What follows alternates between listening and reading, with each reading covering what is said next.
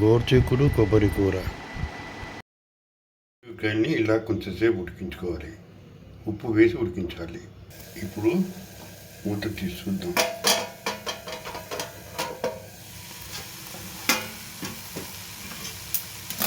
చక్కగా ఉడికిపోయి నీళ్ళు కూడా ఏం లేవు కాబట్టి ఇది పోపు వేసి చేస్తుంది. వేరే ముగ్గులు పెట్టి నూనె వేయాలి. ముగ్గుల్లో నూనె వేసి మొత్తం దీన్ని స్ప్రెడ్ చేయాలి. ఇప్పుడు ఇందులో మినపప్పు శనగపప్పు వేసి కలుపుకోవాలి. అలాగే ఆవాలు జీలకర్ర ఈ రెండు కలపాలి. ఇప్పుడు ఈ మిరపకాయలు చిదిమే వేయాలి. వేసి కలపాలి. ఇప్పుడు కరివేపాకు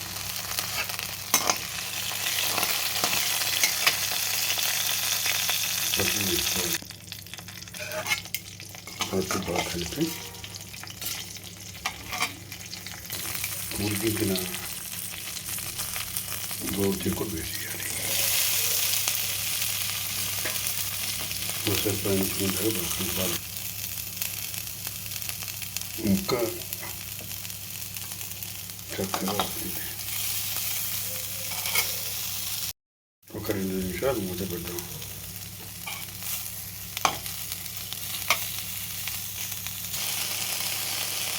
నేను ఇందులో కారం వేయను.